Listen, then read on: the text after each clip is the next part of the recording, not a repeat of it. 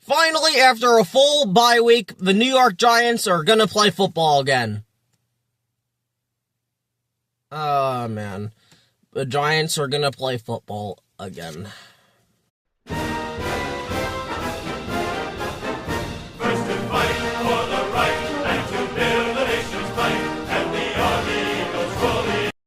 Hi guys, it's your guy Greg Giants here with our Week 15 matchup as the Washington Commanders technically, but I still call them the Washington Redskins because that's what I grew up with, and the Commanders is just a ridiculous name. So the Washington Redskins travel to East Rutherford in New Jersey to take on our New York Football Giants.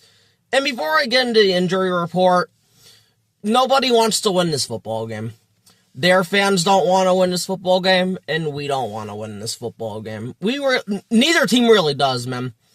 If the Giants lose out, and it's going to be big if we lose this game, we will get the first overall pick. Washington, if they lose this football game, they have a chance to get the first overall pick. They probably wouldn't anyway, because the Raiders are just that bad, but it's just getting to a point where both teams want the season to end because the Washington Redskins, they underachieved this year because they had so many unbelievable injuries.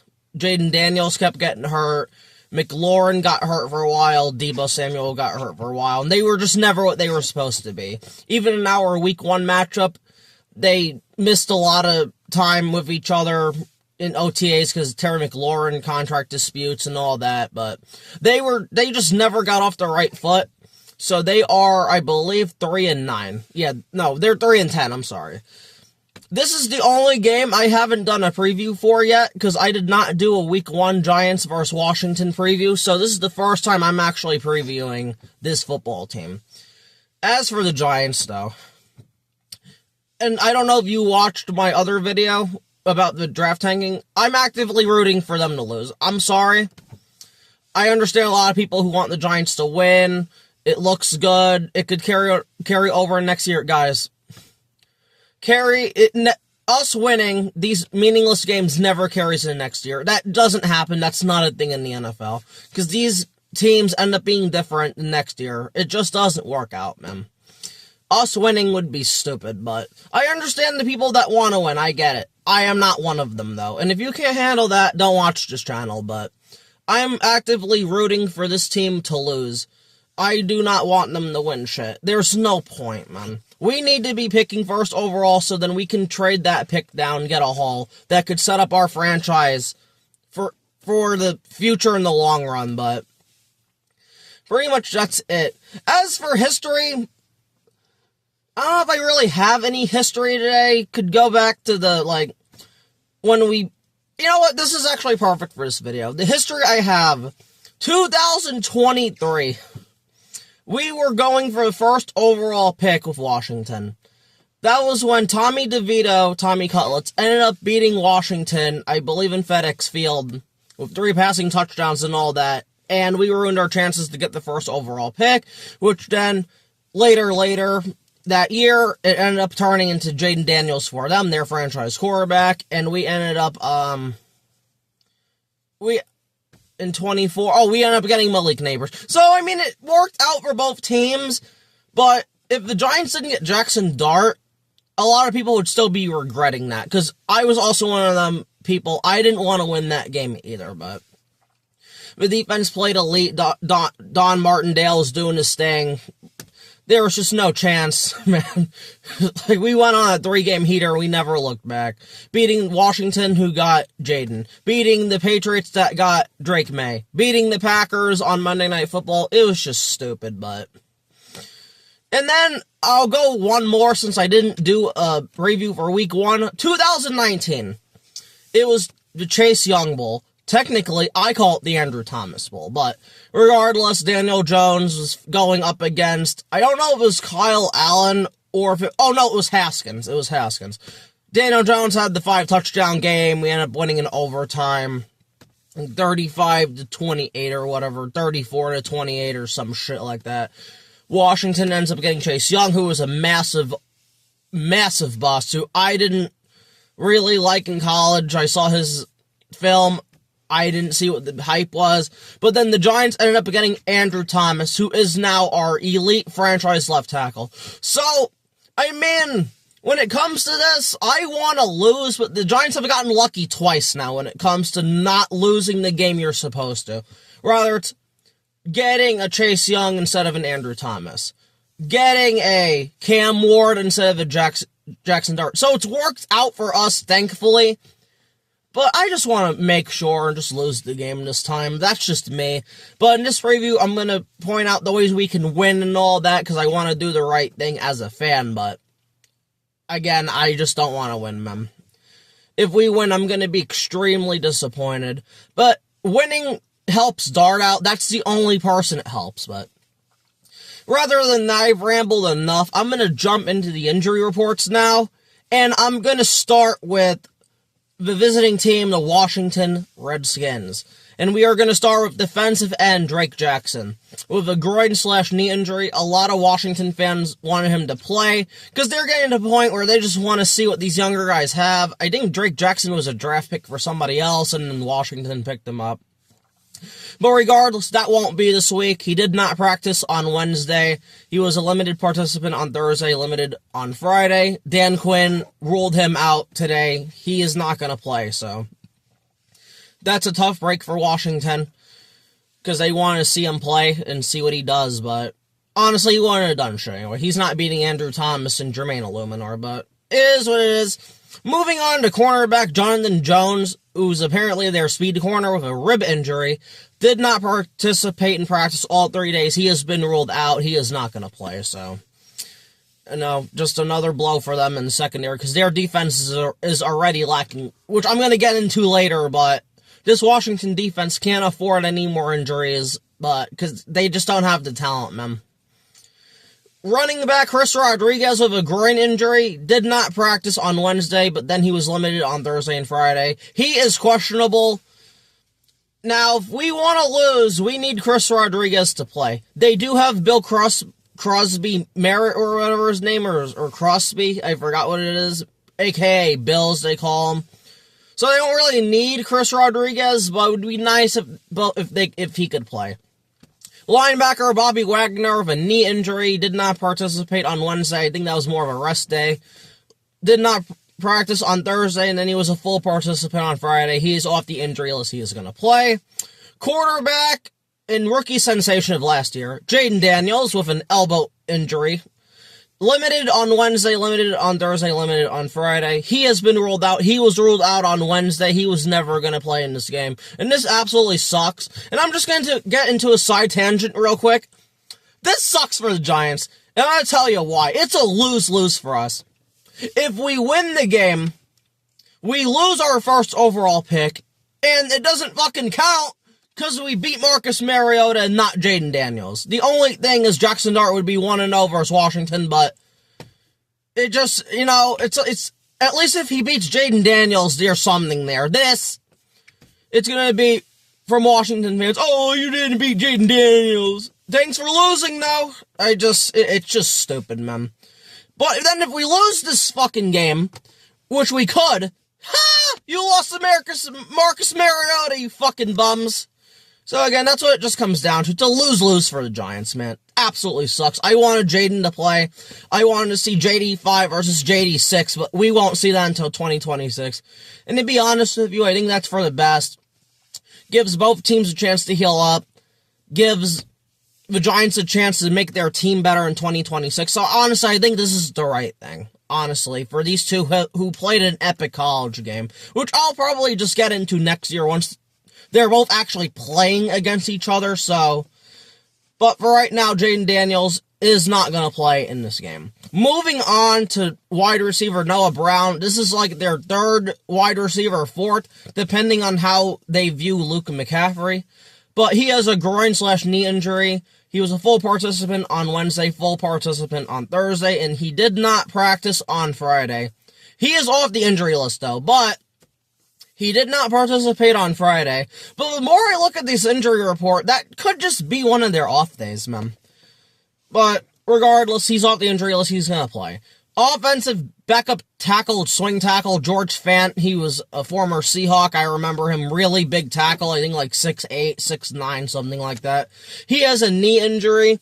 He was a full participant on Wednesday, full participant on Thursday, and a full participant on Friday. He is off the injury list, and he is going to play. And then last but not least, and this is a bit of a surprise, but this is where I go back and Noah Brown not practicing. Wide receiver Terry McLaurin, their number 1 wide receiver. It says not injury related. He wasn't on it Wednesday, wasn't on it Thursday, and he did not participate on Friday. Now, I don't know if Fridays is just a rest day for Washington or not. Wednesday it is for the Giant veterans, but it could be different per team. But he is off the injury list and he's going to play. I just thought that was weird. I never really seen an NFL team have their off day on a Friday. But again, every team's different. So that wraps up Washington's injury report. But now, we get to get into the Giants' injury report. And as usual, there's a lot on here. It's fucking stacked, man. We just can't get a break with these damn injuries. Which is funny because it's like Washington apparently has the most injuries in the NFL. But look at this damn injury list, man. Like, this shit is insane. It's actually insane, but getting into it now, defensive lineman DJ Davidson with an illness. He did not participate all 3 days, but he is questionable to go. So it's just going to depend how he's feeling and stuff, if he's better from his illness. They don't specify what specifically the illness is, so we don't know. Could be a bad stomach virus, could be a fever, we don't know. So he's questionable to go. Outside linebacker Victor Dimukechi with a knee injury did not participate all 3 days. He has been ruled out. He is not going to play, so.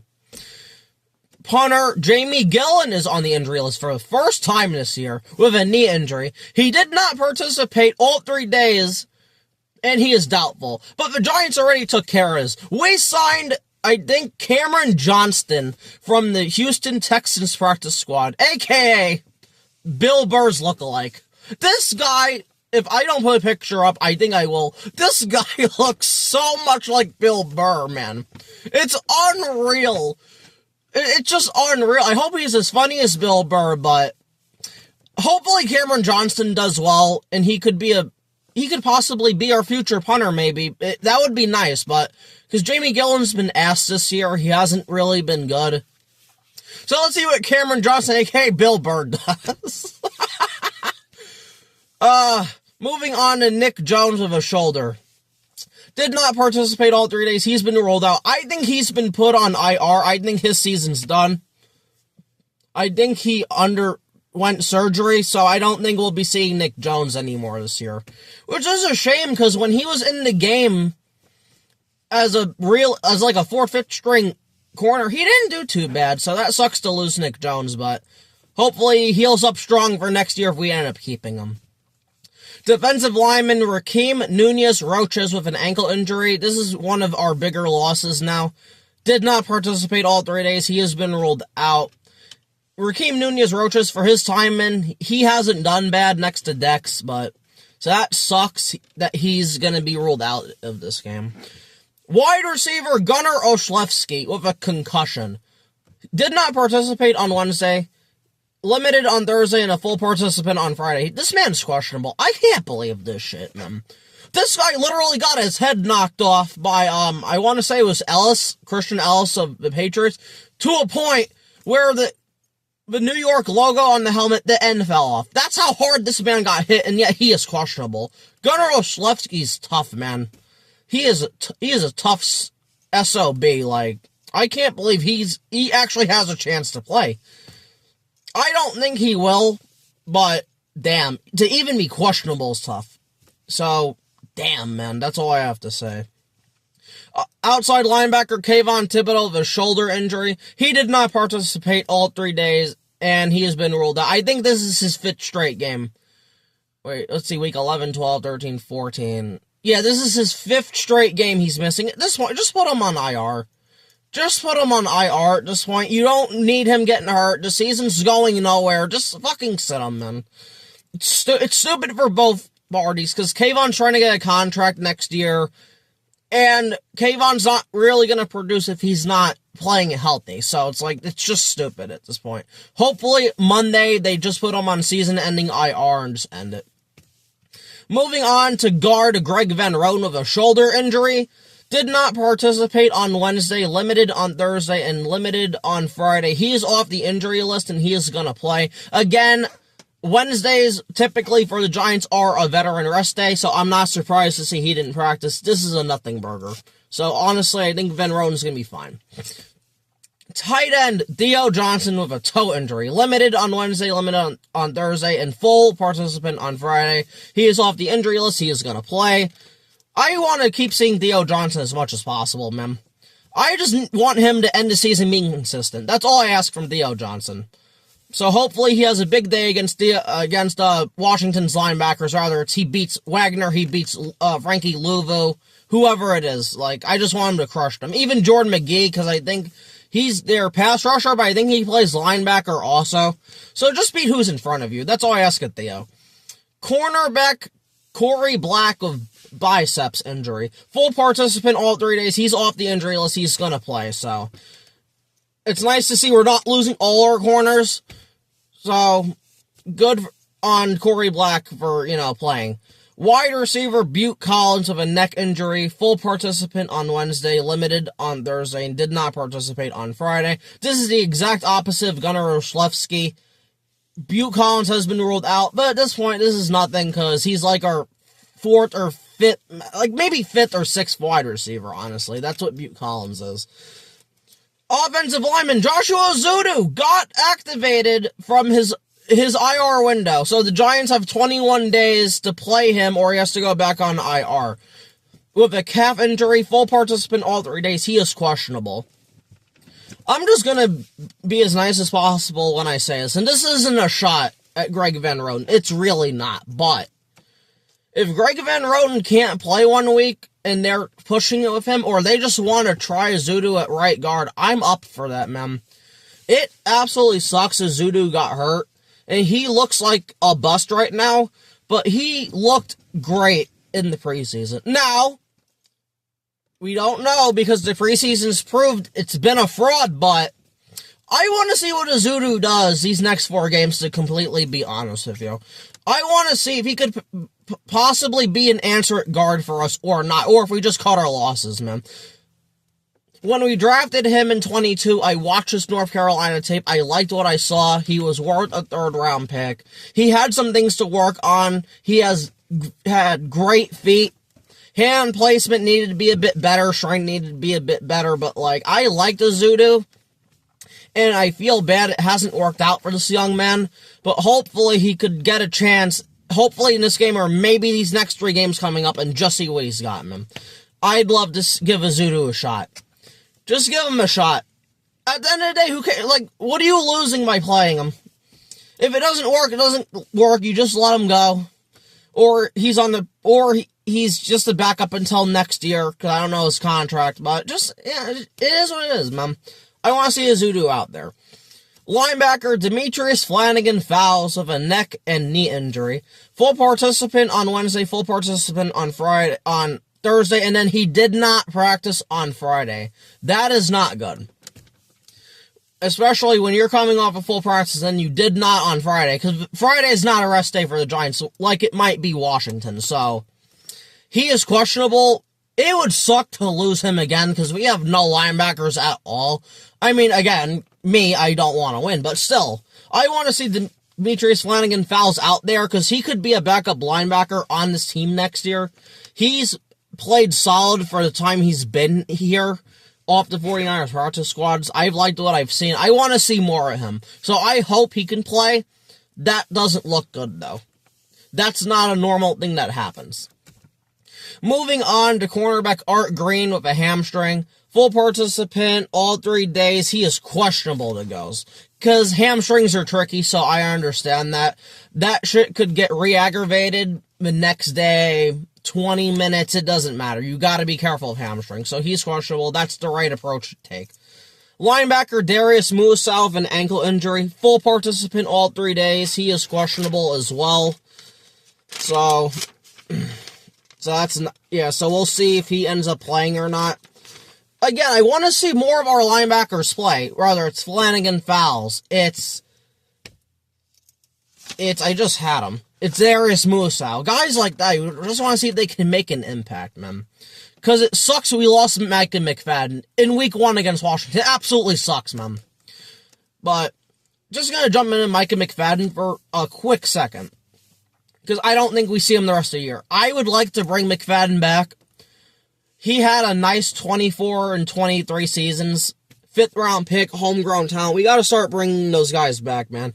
And as unfortunate as it is, and as shitty as it is, the Giants could take advantage of this situation. You could sign McFadden for like a 2-year, $12 or $14 million contract. Even 2 for $16. I would do that for McFadden. He's serviceable. He's a good linebacker. He makes tackles. He doesn't really miss tackles. I like McFadden, man. I hope we get to see him at least 1 or 2 games this year, but I don't think we will.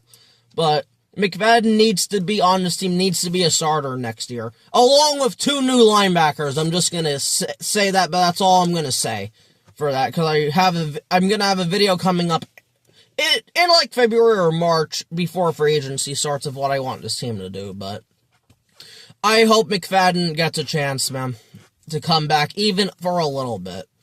Moving on to Tyrone Tracy, running back with a hip injury. Full participant all 3 days. He is going to play, so that's good. Safety Tyler Nubin with a quad injury. He wasn't on the injury list on Wednesday, but limited on Thursday and full on Friday. He's off the injury list. He's going to play, so. And last but not least, and this was a bit of a surprising one. Dexter Lawrence with a hamstring.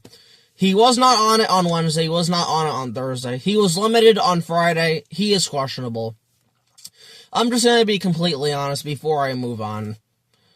Just shut down Dexter Lawrence, man. I'm so, like, for as much shit as I've given Dexter Lawrence, because trust me, he's been pissing me the fuck off a lot. This man has not been healthy, man. Like, what is the point in playing Dexter Lawrence? The season's lost. You're 2-11 now. Just shut him down, man. What is the point? We're not winning anything. We're not going to the playoffs. Just let Dexter Lawrence heal up. I don't understand the stupidity here. Let Darius Alexander play more snaps. Let's see what we have in Darius Alexander. In the majority role, man. In the games Alexander's been in, he hasn't been bad. So I don't understand the stubbornness by the Giants. Shut him down. And same thing with Kayvon, shut him down too, like, enough of this bullshit. But regardless, that's gonna wrap up the injury report. Now, as usual, I'm gonna get into 3 ways the Giants can win. I seriously very badly wanted to do, but 3 ways the Giants can lose on both offense and defense. 'Cause I don't want to win. I don't know how much more clear I need to make that, but I don't want to win, man. But I'm gonna do the right thing. So, I'm gonna get into the 3 ways the Giants can win on offense and defense. Regardless, though, I'm gonna start with the offense. And the number 1 way the New York Giants offense can beat the Washington Redskins is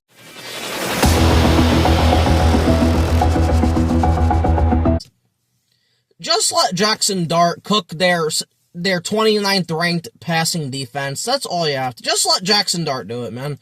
If we're going to win this game, it's going to be Jackson Dart just carving them the hell up for 60 minutes, man. Like, you have a good run, you have a running game you could use and all that, but you gotta let Jackson Dart just expose them, man. Like, they're already down Jonathan Jones. Mikey Samer still hasn't been the corner he was last year because they keep trying to play him outside. He's not an outside corner. Marshawn Lattimore's washed. Like, he's done. Washington wants to get rid of him. Just cook them. Quan Martin's not that good at safety. Again, just let Jackson Dart do his thing. Wandale will get open on this defense. Even Darius Slayton will get open on this defense. Theo Johnson, I think, will dominate, too. Just let Jackson Dart carve them up, man. And stop running him as much. Just let him beat Washington with his arm, for God's sake. But, again, that's not up to me, though. Now we're going to get into the second way the New York Giants offense can beat the Washington defense is.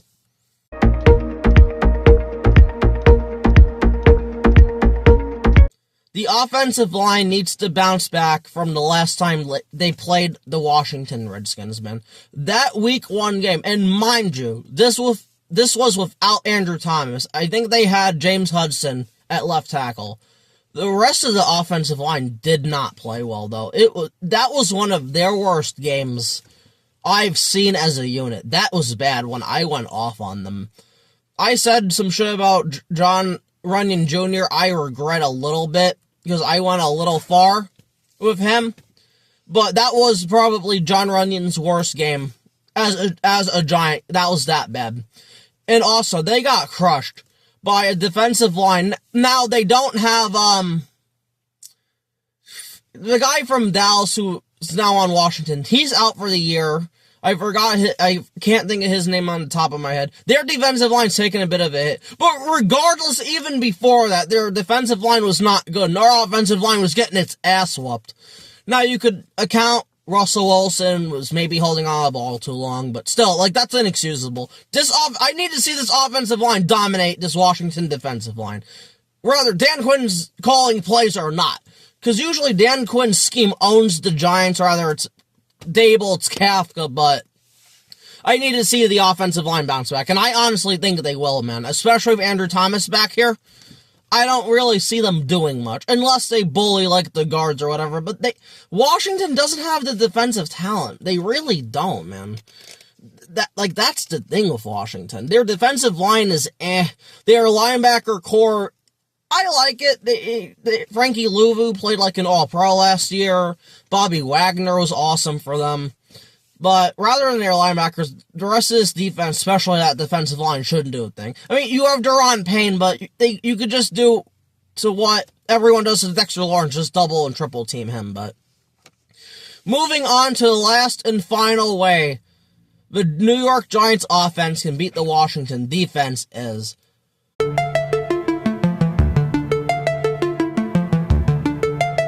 they just need to establish the run, especially versus a Dan Quinn defensive line. This man likes to have more speed and stuff than anything else. He doesn't really like to have the big defensive tackles that can eat up space. That's why these Dan Quinn defenses can get ran on them. They have Daron Payne, yes, but then you should be able to run this ball at will on them just fine. Even in Dallas, you could run the ball on them, but the Giants were always down so much we had to pass. That's what Dan Quinn defenses are. You have your more quick, agile defensive tackles, your edge rushers, stuff like that. Washington, like I said, does have Daron Payne, but you should be able to run the ball at will on them, man. And we're going to need that if we're going to want to win this game, which, again, but still, if you want to win this game, you have to establish the run, man. Period. But now I'm going to jump into the defense. You know, my favorites. I love this defense so fucking much, man. But the number one way the New York Giants defense can beat the Washington Redskin offense is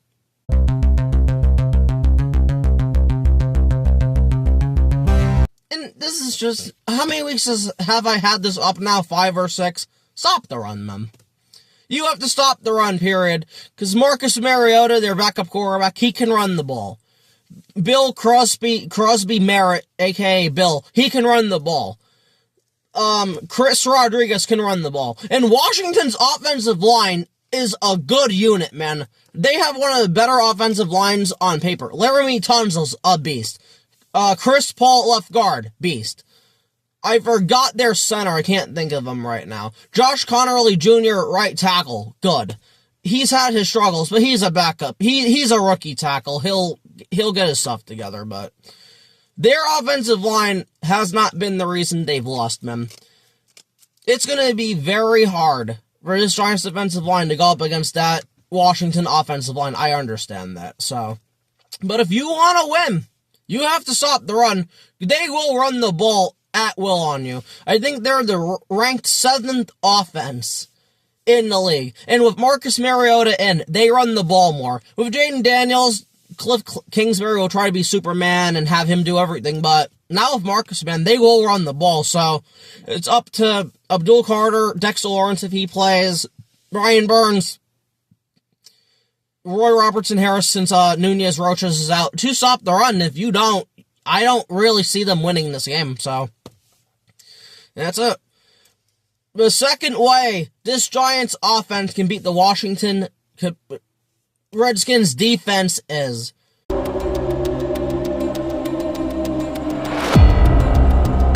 just don't let Terry McLaurin and Deebo Samuel beat you. Let somebody else beat you. Now, they lost Zach Ertz to an ACL injury. That sucks for them. I think his career is over, and I hope Zach Ertz can come back and retire and end his career on his terms, which really sucks for them, because he was nice. But regardless, for the Giants, it's a good thing. Let Ben Sinnott, their second-round pick, beat you. Let John Bates beat you. Let Luke McCaffrey beat you. You know where I'm going with this, pretty much. Just, you can't let Terry McLaurin and Deebo Samuel kick your ass. I don't care if you double cover Terry. I don't care if you have a linebacker underneath and a corner on Deebo. You gotta let them go to other guys, man. Because if you let them dominate this game, it's over. It's over 100%, period, man. Because I don't trust Paulson and Deebo to be able to stop McLaurin. Cordell Flott can only do what he can against a Deebo Samuel. Like, I don't expect Cordell Flott to win that matchup, but I could be surprised, though. Cordell Flott's been excellent this season, but we're just going to have to see what happens with that. And then the third and final way this Giants defense can beat the Washington Redskins offense is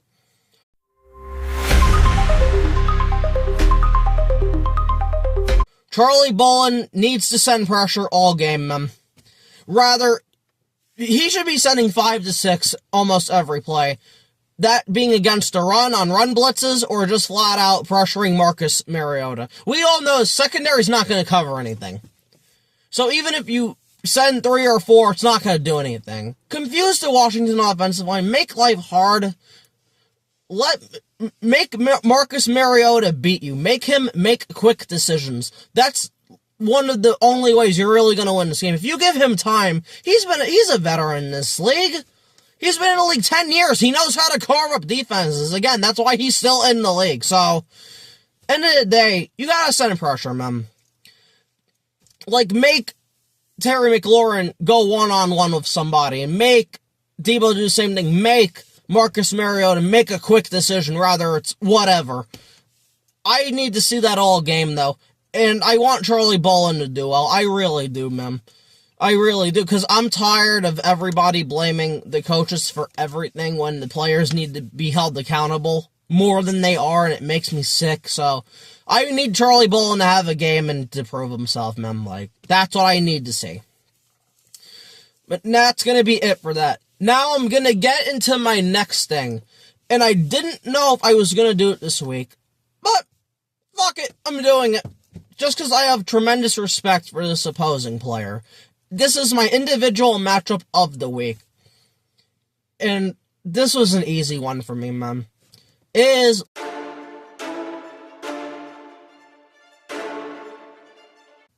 Washington Redskin left tackle Laremy Tunsil versus Giant outside linebacker / defensive end Brian Burns, man.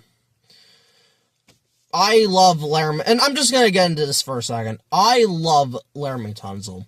I've always loved Laremy Tunsil. I've always had tremendous respect for Laremy Tunsil. I wanted Laremy Tunsil in the 2016 NFL draft so bad. I didn't want Conklin. I didn't want Leonard Floyd. I wanted him. Very bad, man. He was a great tackle. I forgot what college he went to, but I loved Laremy Tunsil. And it makes me sick and it's malpractice because the man smoked pot.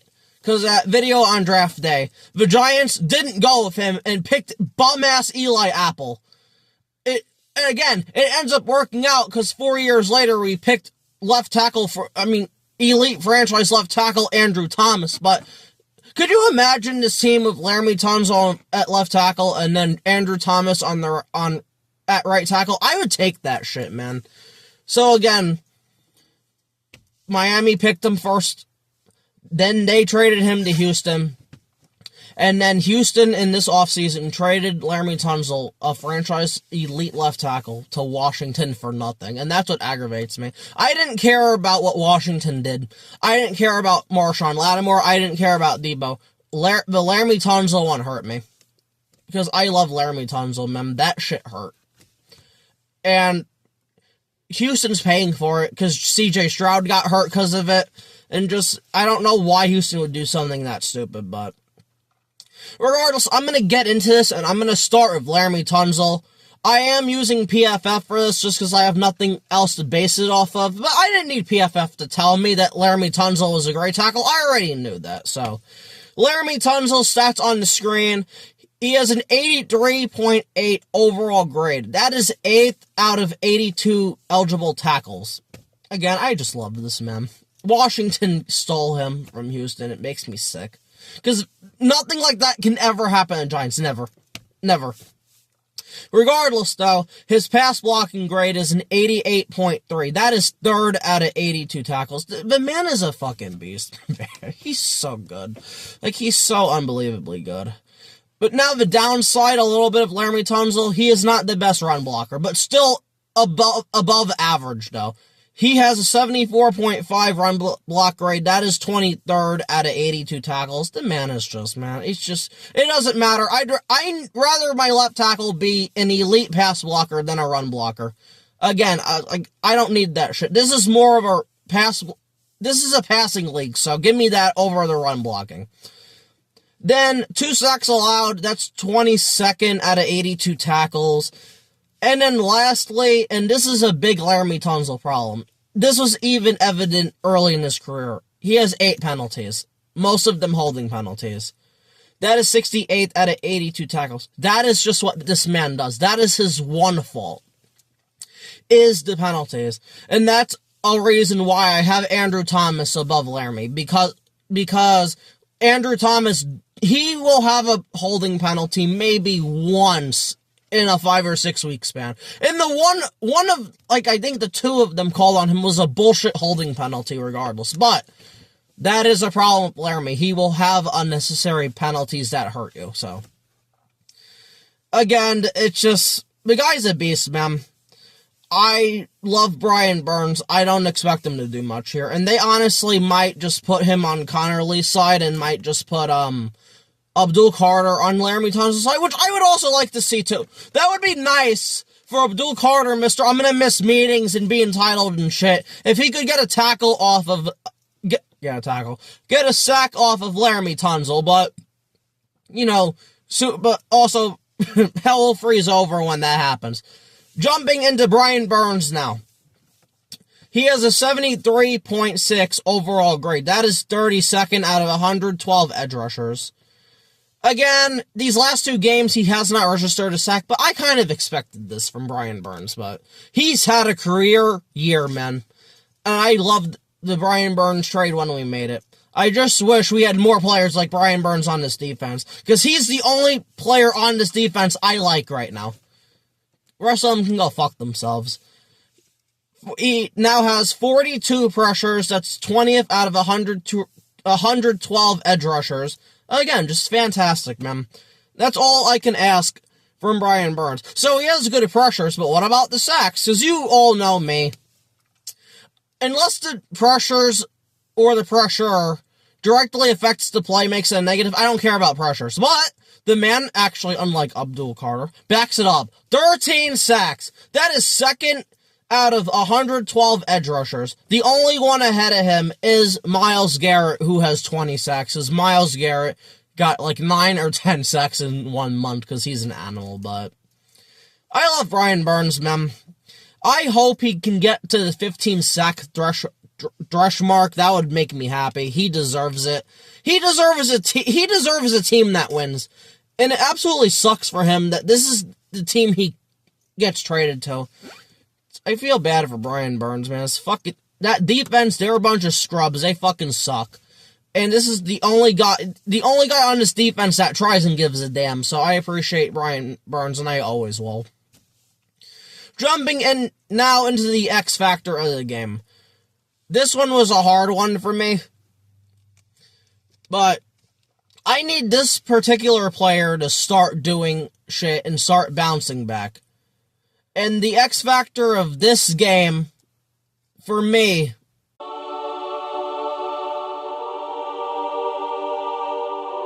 is Paulson Adebo. I need Paulson Adebo to make a play, man. You are getting paid as a number one corner. How you can do that and start proving that, shut down Terry McLaurin. Just shut down Terry McLaurin. I need you to shut down Terry McLaurin. Enough of this bullshit, man. Paulson Adebo hasn't done shit all year. When he's gone up against number one receivers, he's gotten burnt. He's gotten cooked. Stephon Diggs took his ass to the cleaners last week. CeeDee Lamb and George Pickens killed him. Like, he hasn't done well. A.J. Brown killed him. It's just like, you know what I'm saying? I need Paulson Adebo to step up. Because the guy in New Orleans jumped passes, got picks. He reminds me a lot of Janoris Jenkins, where he would gamble and take chances. That's what I need to see from Paulson Adebo. Like, if you get burnt, but you're taking a chance and you're just late on a ball, I can live with that. I'm fine with that. But Paulson Adebo's literally just getting beat by better, like, high 2, low end 1 wide receivers. That's not $18 million, man. So I need Paulson Adebo to start acting like a giant. I need the man to do well. Because our corners are not good, besides Cordell Flott. But he's a guy who guards number 2 receivers. I need my guy, who we paid big money to guard number 1 wide receivers. So, Paulson Adebo, go have yourself a game, man. You're my X Factor. Get a pick. Do something. And then last but not least, before I end this video, because I know this is a bit of a long one, it's my score prediction. I was contemplating this. It was hard. Because both these teams suck right now. Both these teams are trash. You have 3-10 Washington. They want the season end. Then you have the 2-11 Giants. They want the season end. Ultimately, and I hate to say this, man, when it comes this time of the year and you need these motherfuckers to lose, you're begging for them to lose. They win. They win and go on a winning streak and completely fuck up your chances of a draft pick. And I think that's going to be the case. Now, again, I could be completely wrong. If Washington runs the ball down on us and we can't stop them, we're not winning this game. We're just not, it doesn't matter. But I think we're going to win this game. I have the Giants winning this game 27-20. If we win this game, I'm going to be sad, man. I'm sorry. Like, I understand it's good for Dart. You want him to be 2-1 in the division. I get that. You want him to start sacking up division wins. I understand that. It is great for Jackson Dart if he wins. That is the only person it's good for. But this shit does not carry into next year. And that's what that's what I'm trying to tell people. It doesn't matter. The team is going to be different. The only thing you're doing is fucking yourself. We could potentially get this first overall pick, trade it down, and be set up for a stacked 27 class. And it's like, and people want to win. Like, I understand that perspective. And I'm not going to tell people how to fan. I'm really not. But if you want this team to win, I want you to look at yourself in the mirror if you're still watching. And I want you to say to yourself, what does winning do for this New York Giants franchise? I'm absolutely serious. What does winning do for you? What? You get to be happy for a couple of days? I don't get it. I'm sorry, that's not good enough for me. I want to be set up, man. I want to rob a team of a pick. We have the quarterback, which is why if we lose, I'm not going to rage the fuck out like I did last year in the Colts one. But don't we want to help Jackson Dart and give Jackson Dart the best chance and the best players to win Super Bowls? That's what this is about, man. Like, it's hard to pick players. I would love a Jeremiah Smith next year, but in order to do that, you need to lose football games. Period. Again, that's just me though. You can say in the comments how you feel, like winning does this and winning does that, but you know, everyone's entitled to their own opinion. At the end of the day, we all want what's best for this New York Giants football team. But for me right now, the best thing for this New York Giants football team, they need to just lose out, man. Nothing's going to change my mind on that. Because we just did not have a good season. This team, on paper, it's not that bad. Even though we got our brains bashed against the Patriots, I think that was just more, they were just coached better and coached to kill than anything else. Because that Patriots roster, I'm sorry, from top to bottom, is not better than this Giants team. It's absolutely not. It's not. The only thing they have coaching, they have corner, they have linebacker, they have safety. That's it. We dominate on offense. I guess you could say Drake May's better than Jackson Dart, but I want to see what Dart does next year. But still, it's just unbelievable. It's really just unbelievable. So, again, I have the Giants winning 27-20. This is going to be the video. This is it. Thank you all for watching. Please like, share, subscribe, and comment.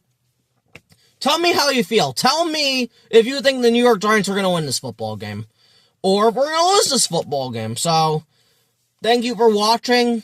And I'll be back right after the game Sunday for my instant game reaction. So, peace.